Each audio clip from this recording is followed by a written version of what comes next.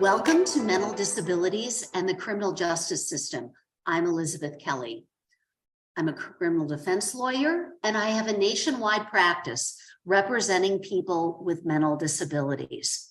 On mental disabilities and the criminal justice system, we provide information and hope to people with mental disabilities ensnared in the criminal justice system, as well as to their families. Today, we are grateful to have with us Thomas Parker, the Director of External Relations from the Lindner Center of Hope in Cincinnati, Ohio. Welcome, Tom. Thank you so much. I've been looking forward to this time together.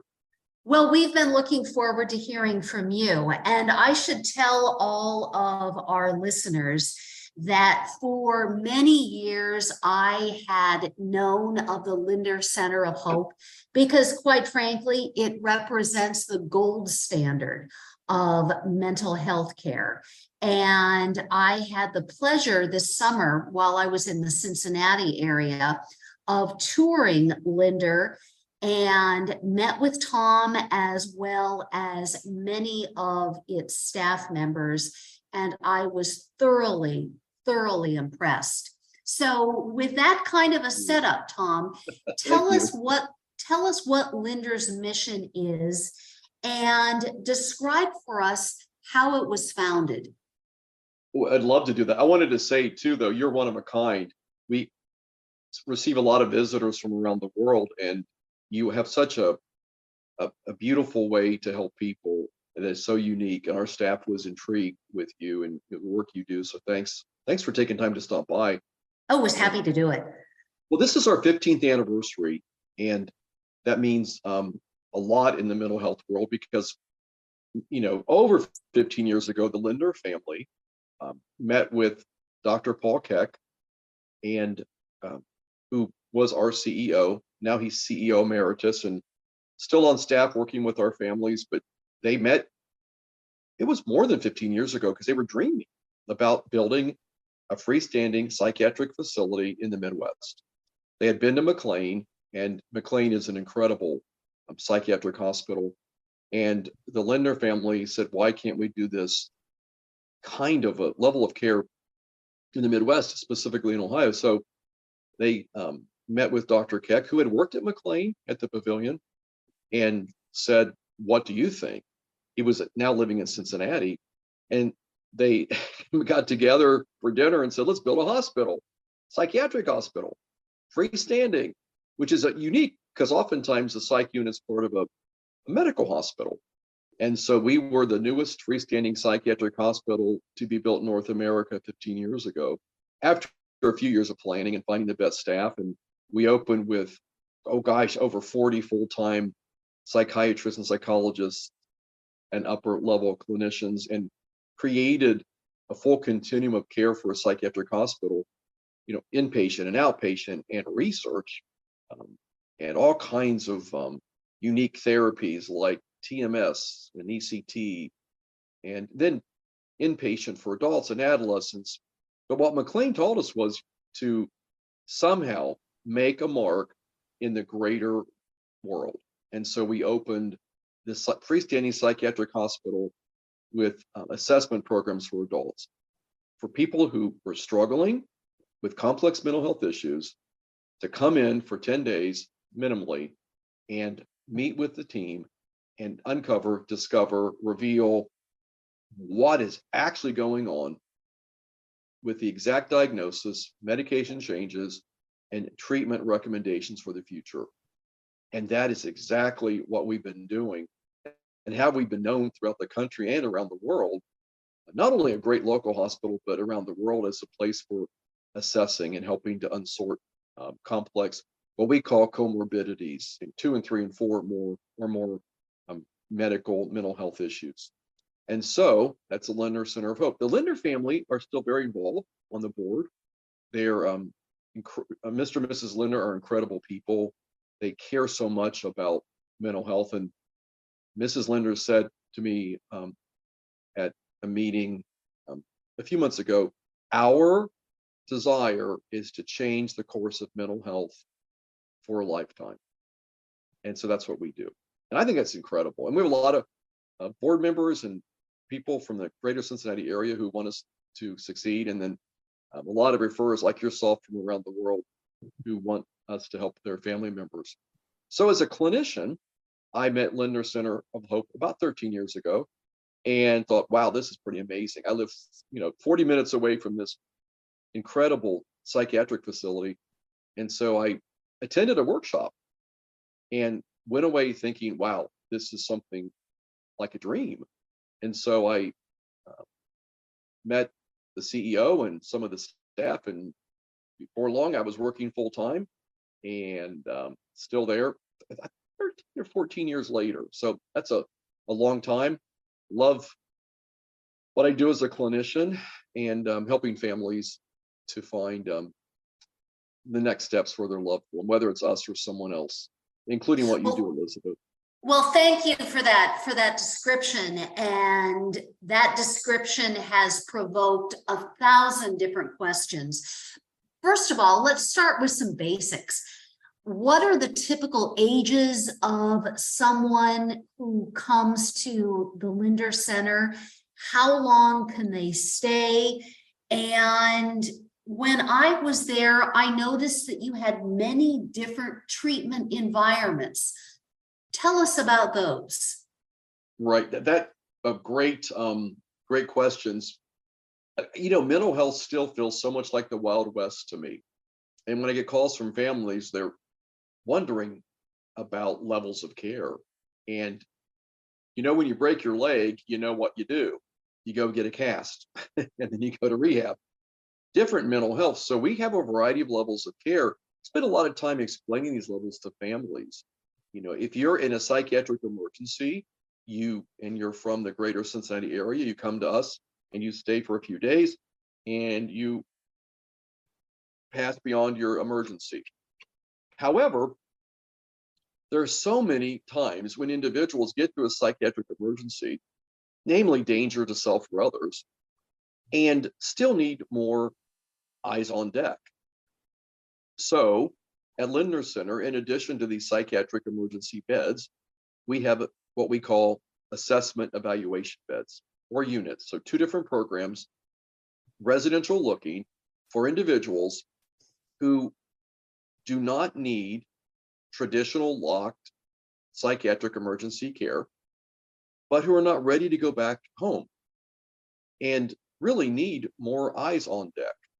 And so we have now 2 residential programs for adults 18 and older, private rooms, private bathrooms, very nice, comfortable. We believe that's important when you're doing this kind of work for individuals 18 and older, and up to, we have patients in their upper 80s who come in to us and say, we are depressed or anxious.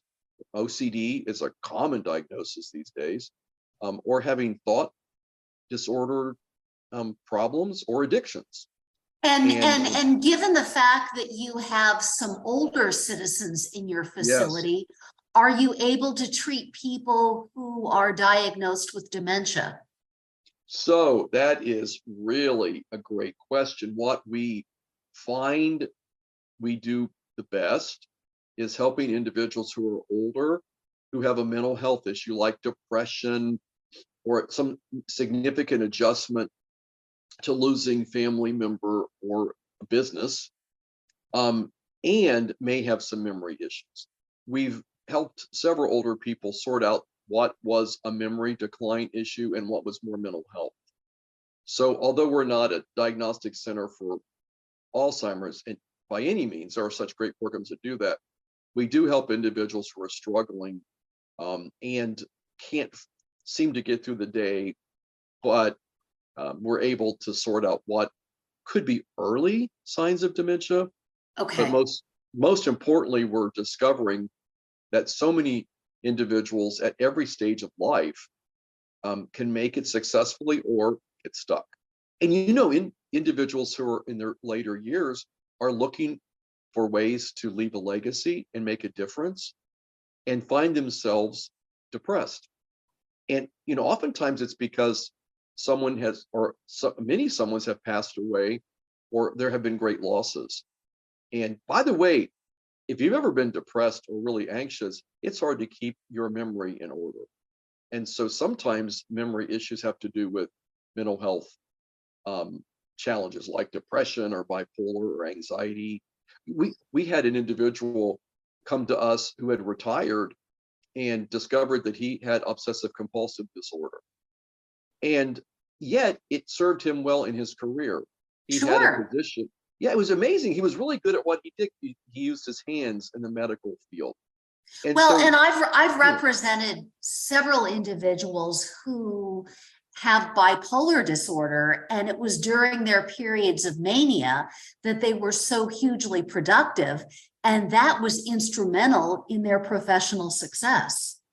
So that is so interesting to me because at Lindner Center, we're doing a major study with Mayo Clinic on bipolar.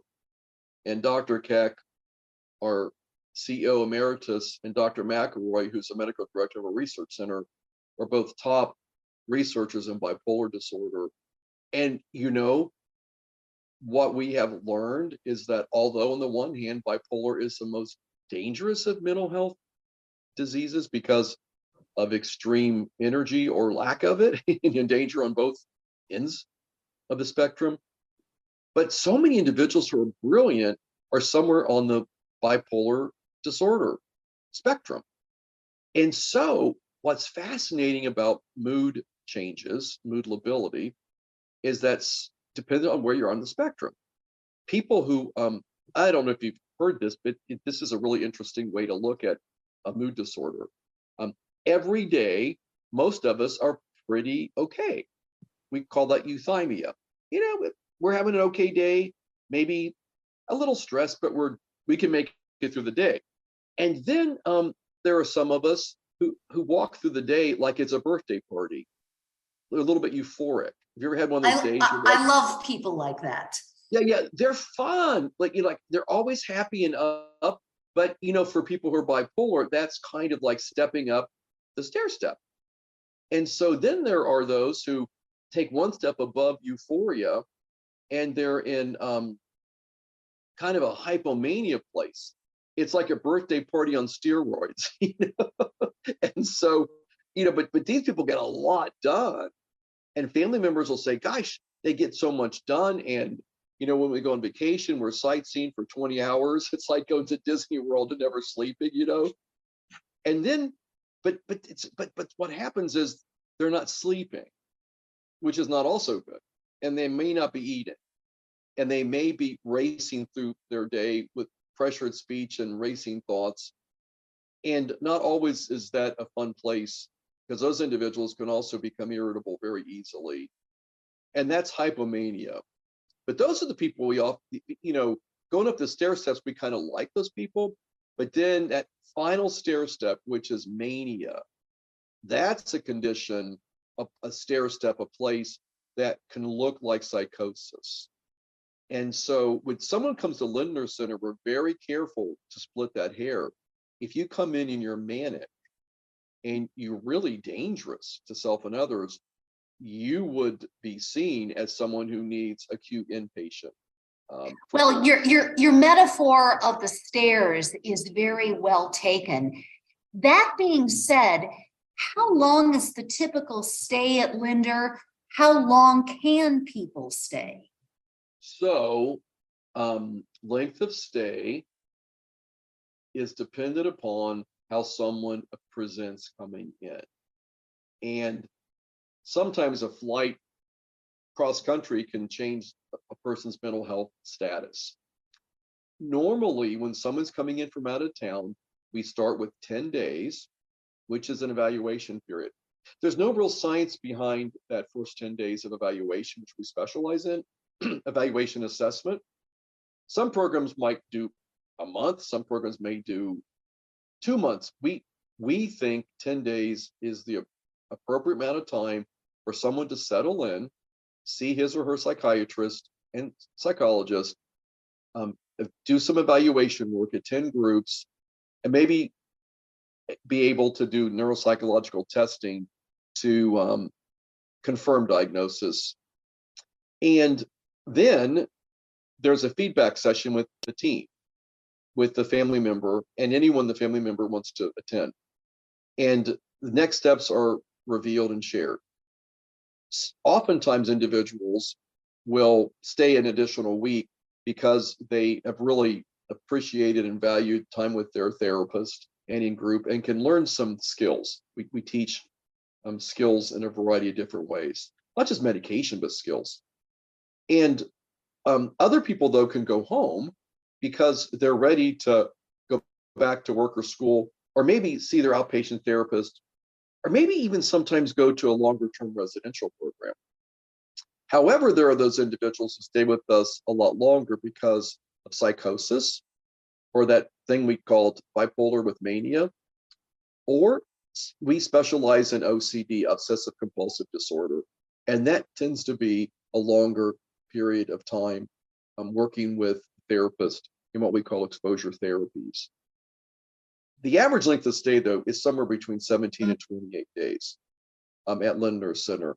And during that time, individuals are stabilizing, getting an evaluation, neuropsych testing often, and next steps for change, really to change the trajectory of their mental health outcomes. So that's kind of what we do. They're the upfront people in this whole continuum of care. Now, a few times, Tom, you use the word complex and comorbidities. Does that include substance abuse disorders? And if someone is suffering from a substance abuse issue, in addition to mental illness, do they need to detox before being admitted to Lindner? So no, individuals can come to Lindner Center and detox first. That I would consider part of stabilization. They can also come to Lindner Center and stabilize their mood if they're manic. That is part of stabilization. Then evaluation can occur. So the term complex comorbidity comes out of bipolar research. 100% of people with bipolar disorder have 3 or more diagnoses, including addictive disorder. We used to call complex people or individuals with complex issues co-occurring, mental health and addictive disorder. But as time goes on and we have greater understanding, and as the world becomes more complicated, we're seeing more and more individuals come to us who have what we call complex comorbidity, meaning 3 or more diagnoses. And again, based upon our research in bipolar. For example, someone with OCD oftentimes may have an eating disorder and be using alcohol to help manage anxiety. So there are the 3. Now, that doesn't even include medical comorbidities, people with high blood pressure and diabetes and the like. However, our main focus is on mental health.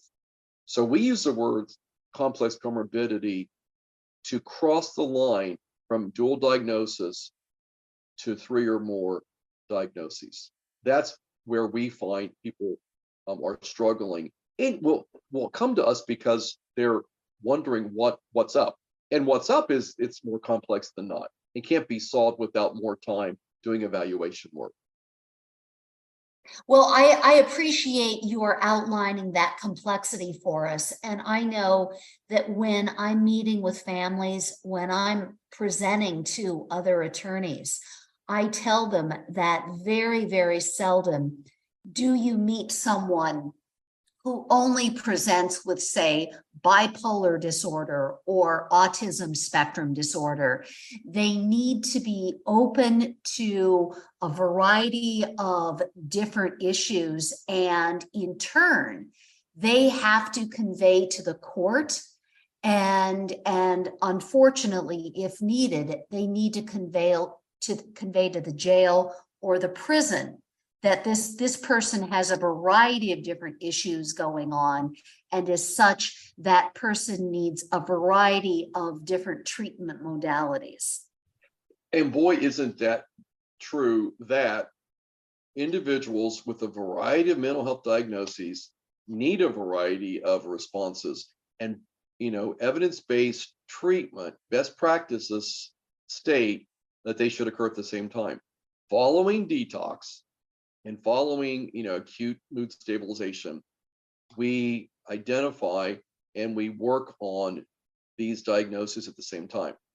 For example, a bipolar person would be working on some, let's say, dialectical behavior skills, DBT skills in a group, but also be learning about sleep, sleeping, eating, and exercise, very important, and taking one's medications at the same time. And if the person is struggling with some sort of addictive disorder, also attending addiction groups at the same time. Well, and I think it's important to stress for our listeners, to families of people with mental disabilities, that at Lindner, you take care of the whole person.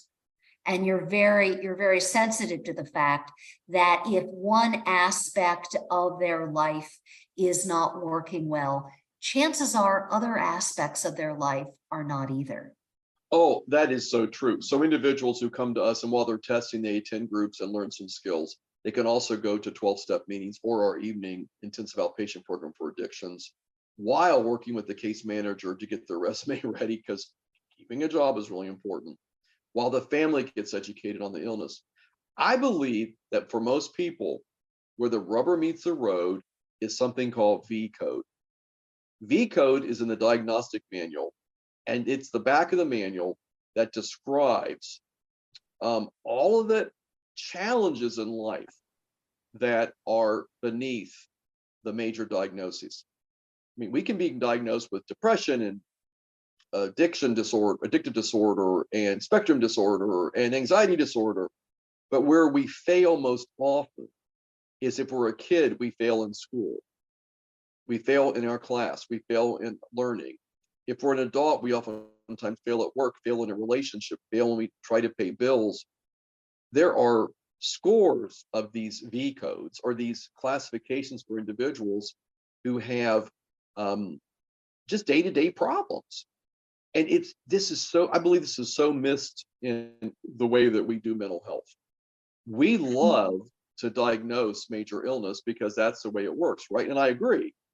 But for most people, we fail in the day-to-day life issues, in our relationships, in our ability to pay our bills, in the way that we keep a job or not keep a job.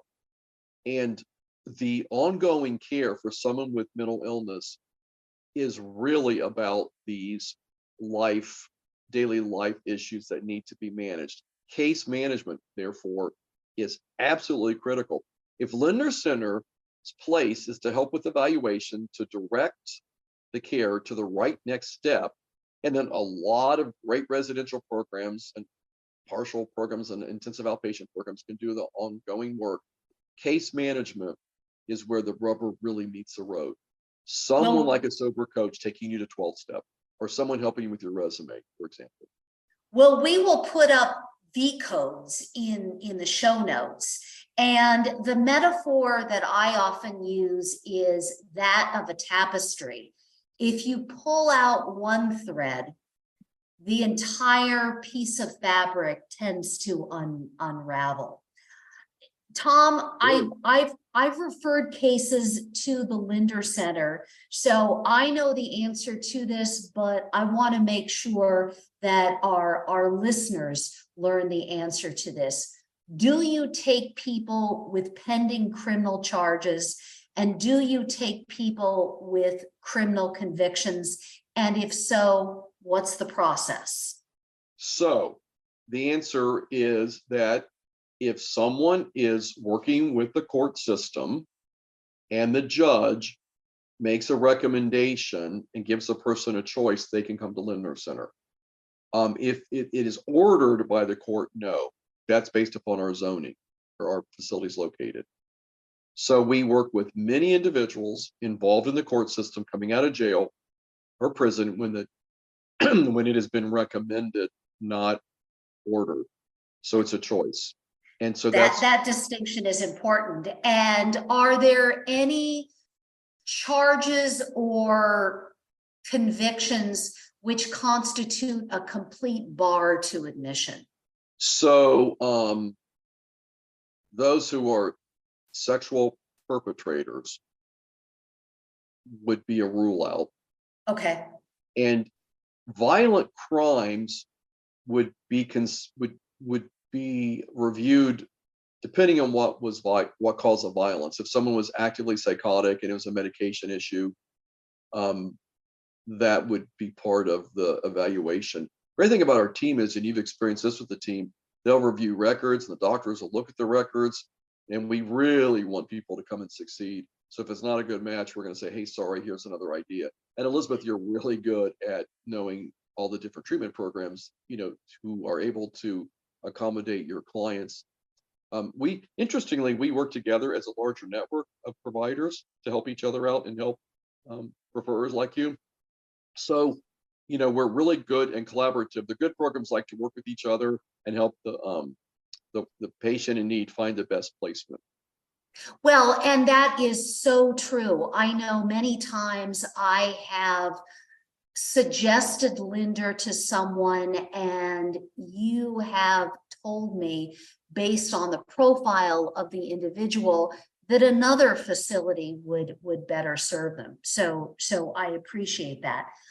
Final question for you, Tom.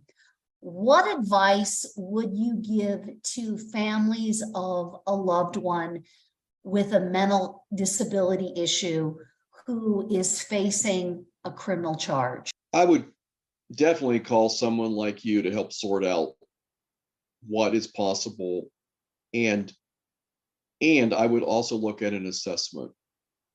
When possible, a good mental health assessment can help change the opinion of the court and help individuals who have mental illness find appropriate treatment. And so often, our families don't know to do that. And I regret that that's not part of every court system, that mental health providers are not present to shed light on the significance of mental illness and how important it is to accurately diagnose what really is what's going on in an individual. And I hope that we can make a difference with this broadcast too, that individuals can seek mental health evaluations to help with next steps and really change the outcome of their life. That is my hope as well. Tom Parker, the Director of External Relations for the Lindner Center of Hope in Cincinnati, Ohio. Thanks so much for joining us. Thank you for the wonderful work you do, and thank you for the information you've provided. Well, and a final thank you for inviting me and for all the work you do. You are truly unique. You're one of a kind, and we really value the work you do. I so appreciate that. Bye-bye.